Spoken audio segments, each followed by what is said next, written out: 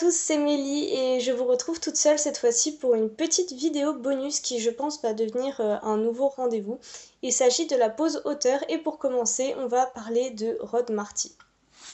J'ai découvert Rod Marty grâce à une vidéo de Margot Liseuse dans laquelle elle parlait des enfants de Pickwood, un roman qui m'avait fait très envie. Et à l'occasion des Imaginales, j'ai gagné le concours organisé par Hélène Petit-Elfe, donc merci Hélène, qui m'a permis de gagner Les enfants de Pickwood et également La mer des eaux et de rencontrer leur auteur. Je vais commencer par vous parler des enfants de Pickwood, une lecture qui m'a beaucoup surprise mais dans le bon sens.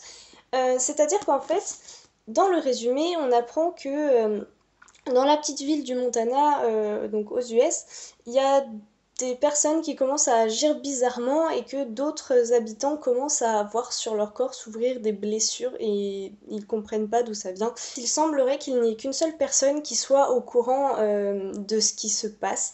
Et il s'agit du médecin de la ville qui comprend qu'en fait ça a un rapport avec un terrible accident qui a eu lieu 10 ans plus tôt.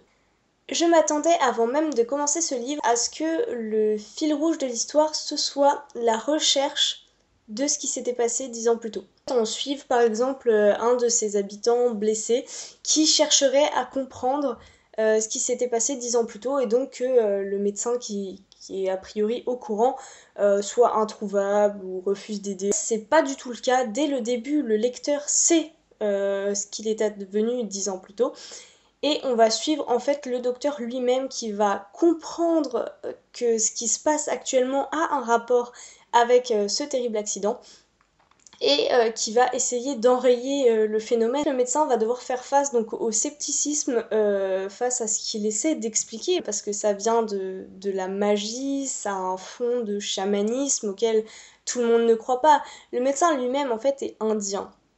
Si j'ai bien compris, c'est un Indien d'Amérique et du coup, il a été élevé dans cette culture, son père était chaman, donc il est obligé d'y croire. Mais c'est pas le cas des habitants qui ont été élevés loin de cette spiritualité. On va suivre notamment un adolescent que j'ai beaucoup aimé, très très brillant, qui ne peut pas, enfin c'est pas raisonnable pour lui de croire ce genre de choses. Ce roman, c'est une course contre le temps, une course contre la mort.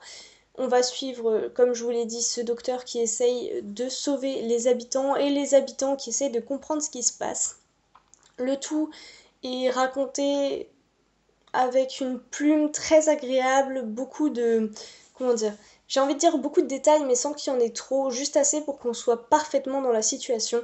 Ce que moi j'ai beaucoup aimé c'est qu'il y a beaucoup de sensations, la sensation de froid, la sensation de peur, il y a une forme une ambiance un peu angoissante dans ce roman sans pour autant que ce soit vraiment hyper flippant mais c'est quand même un peu oppressant et j'ai vraiment beaucoup aimé. Je vais maintenant passer à La mer des eaux. C'est l'histoire d'une jeune femme qui s'appelle Emily, il me semble qu'elle a 35 ans, et elle vient de subir une nouvelle fausse couche et on lui apprend qu'elle n'aura plus jamais d'enfant. Elle reprend peu à peu pied, elle essaye de se remettre debout, de se remettre dans la vie au moment où elle apprend que sa mère biologique a été retrouvée et que sa grand-mère biologique est morte et qu'on lui offre un héritage. Elle est obligée d'y aller d'une certaine façon parce que avec son mari, la situation financière commence à être un peu compliquée et elle est vraiment attirée par ses origines parce que c'est une femme qui a été adoptée et elle aimerait vraiment connaître sa mère. Et donc son mari et elle se décident et partent en Louisiane pour rencontrer la mère d'Emily. J'avais envie de le lire mais sur le coup ça me faisait pas vraiment envie, j'étais pas dans le mood en fait. Et du coup, j'hésitais avec un autre roman, et ce que j'ai fait, c'est que j'ai pris les deux, et j'ai lu 2 pages de celui-là en premier, et en fait, je l'ai pas arrêté. Je l'ai continué, et puis je l'ai terminé très vite. J'étais très contente de retrouver la plume de Rod Marty, parce qu'en fait, c'est vraiment une plume que j'apprécie. On a plusieurs fils que l'on suit dans cette histoire, et qui s'entremêlent, et qui font le nœud principal du roman. Donc tout d'abord on suit Emily et Christopher qui se rendent en Louisiane et ils découvrent des habitants d'une part très sympathiques, d'autre part vraiment mystérieux, qui s'adonnent à des rituels vaudous. Et on suit également le créateur donc, de cette petite ville en 1825 et c'est là qu'on commence à comprendre qu'il y a quelque chose de vraiment pas net et qui tient vraiment de la magie. On suit enfin l'histoire de la déesse vaudou elle-même à travers des rêves. Ces 3 fils donc sont incroyablement bien mêlés, l'histoire est très très bien menée, les événements s'enchaînent sans pause. On va de découverte en découverte, on est surtout, enfin moi je me suis surtout retrouvée dans la peau d'Emily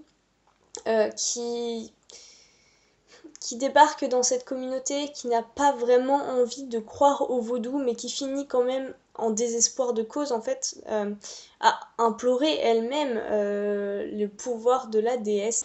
La dernière phrase de ce roman m'a laissé sur ma faim. Donc j'espère rencontrer Ron Marty une nouvelle fois prochainement pour pouvoir lui demander ce qui se passe après. Pour conclure, dans ces 2 romans, on retrouve un univers très original et particulier à l'auteur, donc qui traite de magie ancienne si on veut, mais il y a des gens qui y croient réellement, hein. D'un côté le chamanisme des Indiens d'Amérique et de l'autre côté les croyances vaudou. Ça a été tellement bien imbriqué dans la réalité, ça amène à se poser des questions. J'étais très très très heureuse de découvrir Rod Marty, comme je vous l'ai dit, c'est une plume vraiment très agréable et très fluide à lire. Dans les 2 cas, on peut un peu dire que c'est du genre du thriller, notamment pour celui-là en fait. Et il n'y a pas de pause, il y a que des questions et puis finalement toutes les réponses arrivent un peu d'un coup à la fin. Enfin, j'ai vraiment beaucoup aimé. C'est un auteur vraiment très gentil, très chaleureux et donc comme je vous l'ai dit, j'ai hâte de le voir de nouveau pour lui poser quelques questions. Hélène du blog de Petit Elfe a elle-même fait une vidéo pour présenter ces 2 romans que je vais vous mettre quelque part, je sais pas trop où.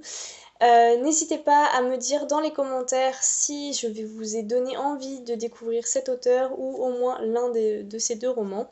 Sur ce, je vous souhaite de très bonnes lectures et on se retrouve mercredi pour une prochaine vidéo.